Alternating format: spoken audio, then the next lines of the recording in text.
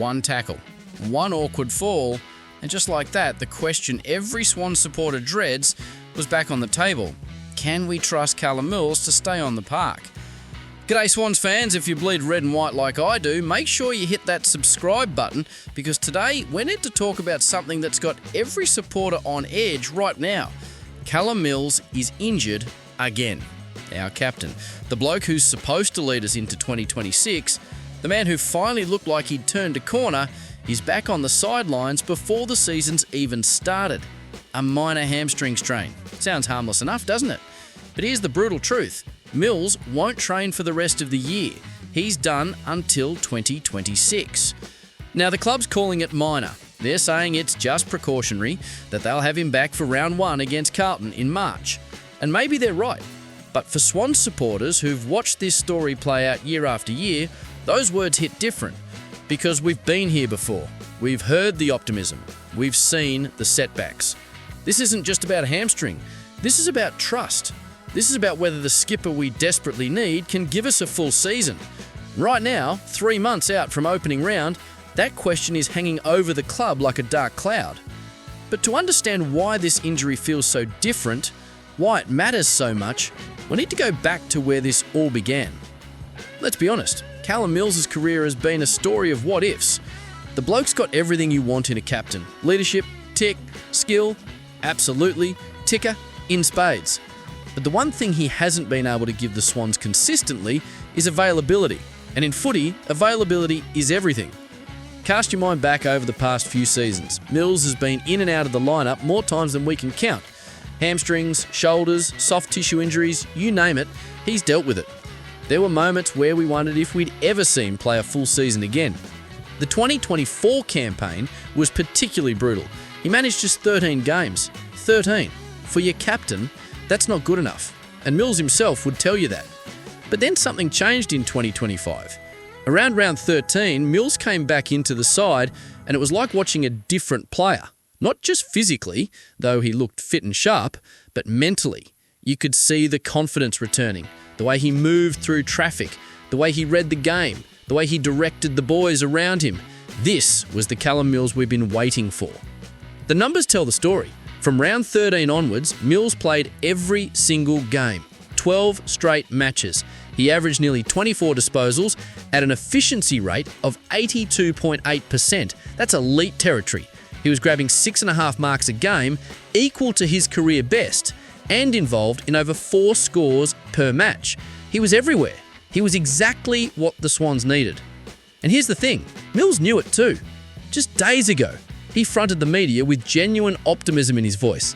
It was nice to finish off the year uninterrupted. Fingers crossed everything goes well in pre-season. I'm feeling really fit. Feeling really fit. Those words hit differently now, don't they? Behind the scenes, the club had every reason to believe this was Mills' moment. The pre-season had been going well. He was putting in the work, ticking all the boxes, showing the sort of form that suggested 2026 could finally be his year. The year he stayed healthy. The year he led from the front, week in, week out.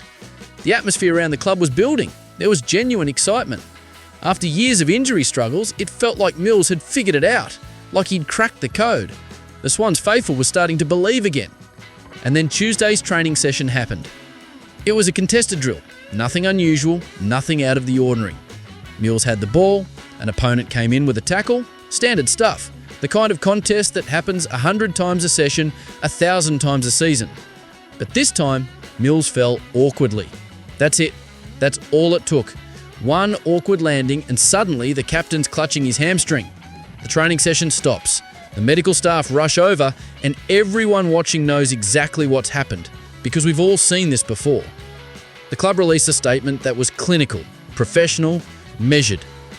Mills was tackled in a contested drill and fell awkwardly. Scans overnight have confirmed the minor strain. Minor strain. 2 words doing a lot of heavy lifting there. Here's what minor strain actually means.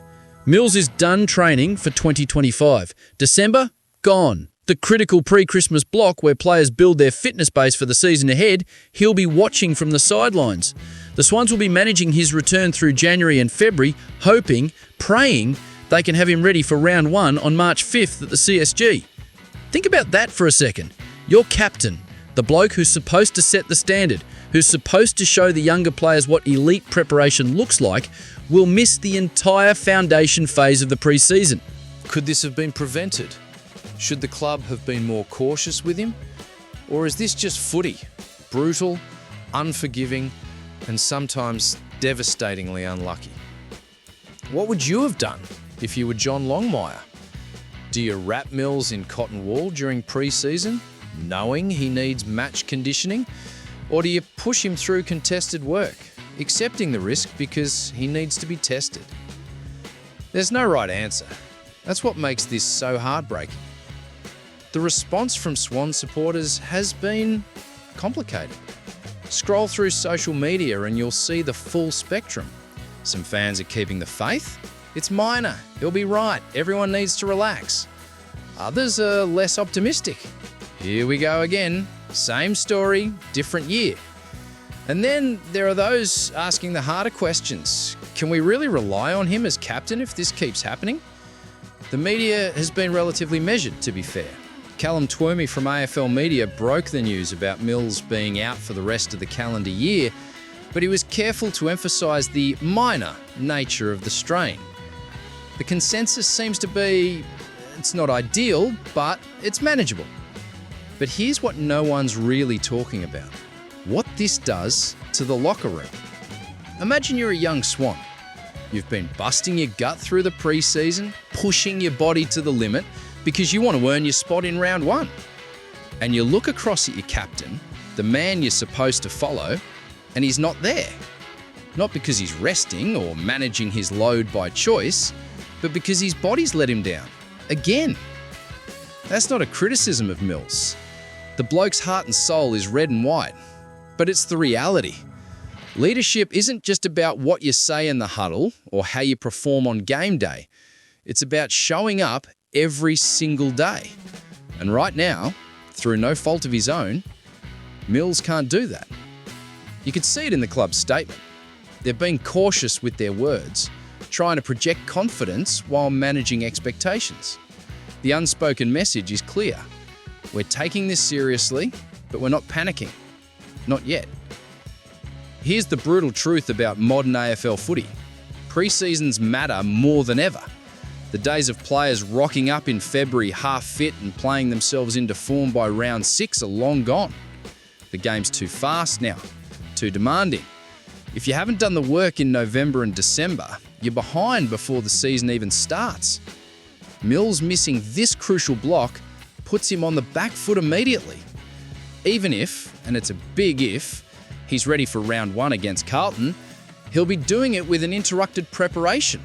He'll be managing his load, building his fitness on the run, hoping his body holds up under the pressure of senior footy. We've seen this story before in AFL history. Think of players like Jack Redden, Sean Burgone in his later years. Elite talents who had to completely reinvent how they prepared because their bodies couldn't handle traditional pre-seasons anymore. Is that Mills's future? Does he need to become a different type of player to survive? And here's the question that's going to define the Swans' 2026 season. What happens if Mills breaks down again during the year? Do they have the depth to cover? Can someone like Earl Goulden step up and carry more of the leadership load? The opening round clash with Carlton on March 5th at the SCG suddenly feels like it has more riding on it than just 3 premiership points. It's about proving Mills can be the captain this club needs him to be. Look, at the end of the day, Callum Mills didn't ask for this. He didn't choose to have a body that keeps letting him down when his heart and mind are screaming to be out there. And every single Swans supporter watching this knows how much he wants it, how much he cares. But wanting it isn't enough, not in this game. This is what being a Swans fan is all about. The hope, the anxiety, the desperate belief that this time will be different, that this time our captain will stay fit, that this time we'll get the full season we need from him. We're 3 months away from finding out if that belief is justified. Let me know in the comments. Are you confident Mills will be right for round 1? Or are you worried this is the start of another interrupted season? Hit like if you're backing the skipper no matter what. and I'll see you in the next one. Go Swans.